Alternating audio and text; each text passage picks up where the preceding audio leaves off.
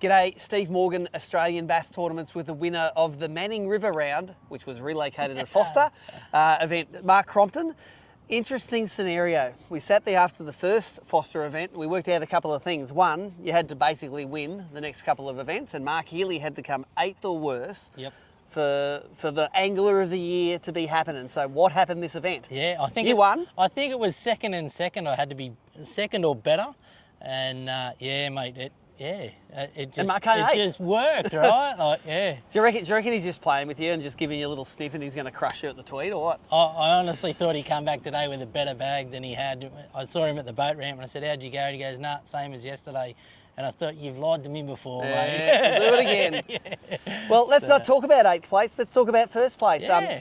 For me, it was a victory that you needed to have to stay in the AOY race, but it was also a victory of not bringing in a kilo fish. Like, you don't need to catch kilo fish at Forster to win events. You just need to catch limits of fish 30 centimetres and bigger, and that's what you did. Yeah. 2 days? Yep. 10 fish over 30. Yeah, and I think last time I won it here, I didn't take out big bream. I think it was the same thing. It was just a consistent weight of fish, you know. Yep. Don't weigh in any 26 tippers. That's the secret. It's 34 minimum is your is the what ones you're that count. punching for, right? Yep. So and it's funny, isn't it? Because all of the yellowfin arenas, it's sort of the same. If you weigh 3 kilos a day plus, you're going to be at that real pointy you've end got of the a field. shot. Yeah, you got a shot. After the first day, where were you sitting after day one? Day one, I'm sitting in 3rd place. In 3rd place. I think. I don't. I'll be honest. I don't know what I was off first. All I was looking at was how far I was off Healy. Yep. So I was looking at it about like I had 200 900 gram buffer off him. So Yep. so it ended up being 200 or 300 grams off first. But you know, I've had plenty of events where my day 2 has not panned out as good as my day 1 had, and today was no different. It was just that it was enough to get it across the line. But I'm always trying to get my day 2 bag heavier than my day 1. Yep. And I'm not that consistent with it, to be honest. Well, it's hard on an arena where we've really fished for a week, basically. There's probably not many bream that haven't seen a lure in Forster now. It's true. And that sort of goes back to why I was throwing what I was throwing. I was just trying to keep it simple, but at the same time, not the same as what everybody else is throwing. Well, at the presentation you told us about it. This was it, the Daiwa Bait Junkie Motor Oil Grub. That's it. You're not reinventing anything there with the colour or anything, but that is that's the bait that you like using, and tell us how you threw it. Yeah, pretty straightforward. I threw it as deep and as deep as I could, and as much as I could, and just I was either giving it quick jerks. I know the fish here like to see a reaction bite, so that's hence the 1/16. I wasn't going light, even when it was glassed out. It actually worked better. Yep. Just trying to get that reaction bite, dropping it straight on top of the trays, and then pulling it off as quick as I could, and just into that shadow line, and waiting for the tick. That's it. And once you got that tick, then right in the air and just wind like buggery until you either got it out or you got busted off by it. So and this is the rack rod. It feels like the one that Pete Brukel was using for his crabs up the Hawkesbury, like the heaviest one they make. Yeah, look, I think I actually got that one from Hickson while I was getting the engine fitted. He had it sitting up there, and he said Wally Fay likes that one as well. It's only a 6'7" rod. 6'7" MML XS. Yep, and it's just a stiff broomstick, right? Yep.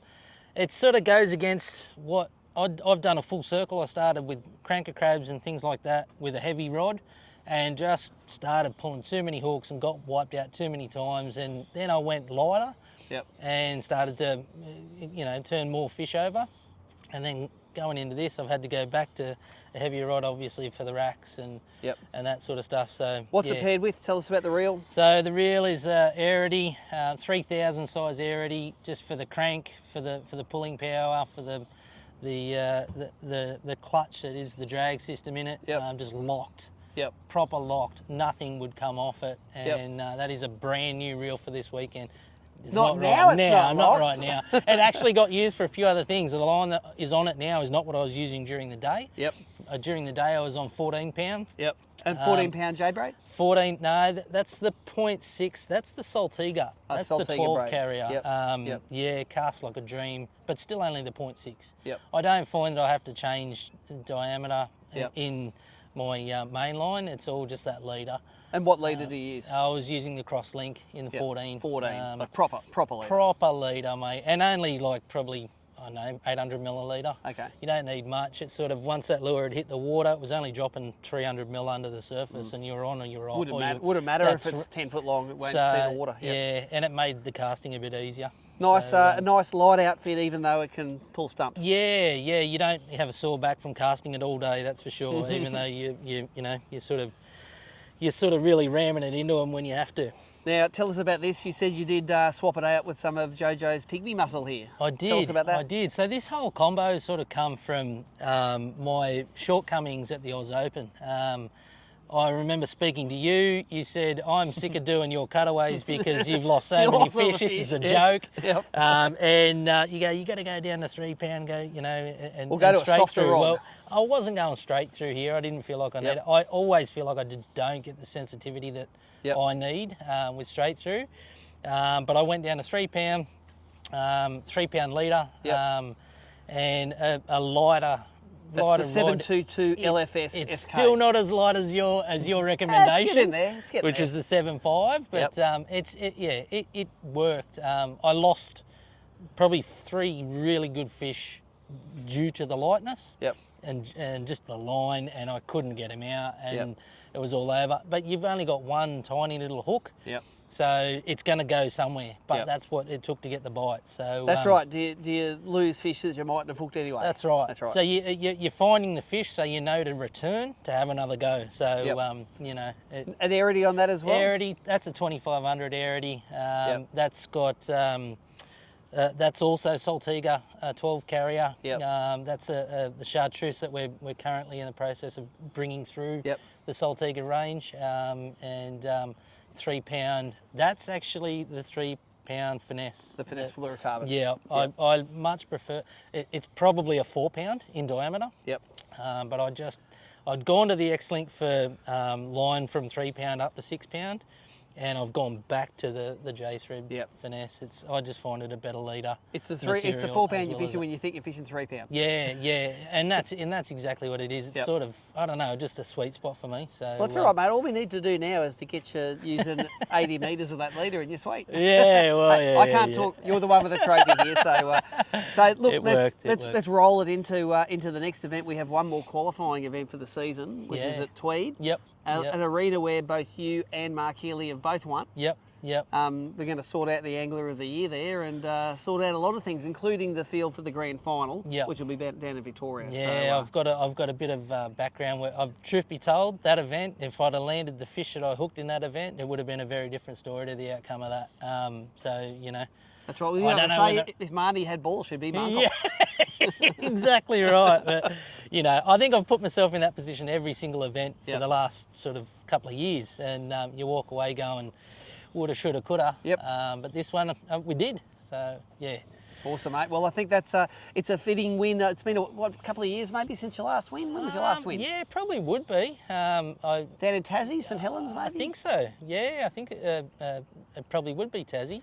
I'm chomping at the bit to try and get some wins in other states. I'm hanging to try and get something out of Victoria now. Victoria is my big goal. Yep. I feel like I've done my apprenticeships with the black bream. The black bream are definitely something that I'm striving to at the moment. But then Gold Coast, we're coming up for the Queensland Open. Open. So, mate, I'm in a position right now. I just feel like my fishing's really peaking well. So. Yep, awesome, mate. Well, we look forward to welcoming you to Queensland for the Open, and then settling this AOY dispute at the Tweed, and then running a great grand final, giving away a 150 horsepower R Mercury on the back of a 5.3 metre alloy craft boat, twin axle, powder coated trailer, all the snappy doodle gear in it, mate. It's going to be a great end to the season. Yeah, that'd be nice. And you're going into it with the right form. Thanks very much, Steve. Cheers, guys. Anyone that you want to thank? Yeah. Look, I mean, obviously my wife, Danielle, and Alvy, my little boy, Andrew Lazaro, that stayed with me this weekend, has been awesome. It's been really fun introducing him to the sport, but also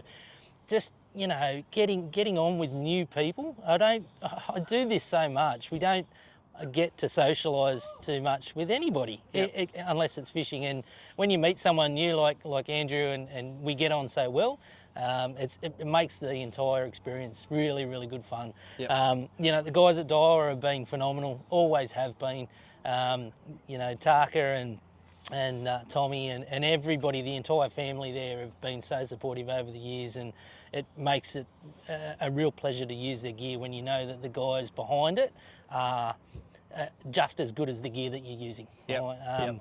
Lowrance, always my new Active Target stuff, Active Target 2 stuff is what I believe, after using competitor companies now, right on par with everything. I don't think you can buy a product that sets themselves aside anymore, apart from the fact that all the tools do the job. That's exactly right, and that was where we sort of we'd had a back leg before. Now that we're on par, I believe that the process with the Lowrance stuff is just easier to get people to use now. So that's why I recommend it to everybody that asks me. It's an easier unit to go, here, plug this in, you're away. Yep. Right? And then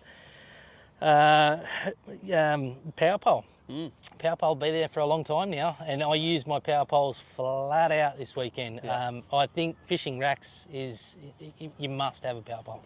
I believe it now. It's Well, if you like your boat. yeah, well, that's it, but yeah, it's just really easy to go down through the racks, stop, start, and you're not making any noise. Yeah, just Awesome. a workhorse. So power Well, pole, thanks very much for your support, you know, going into the future. Well, there you go. All interesting for the last part of the season. That's how Mark Crompton got it done from a weird-looking Manning River here at Forster.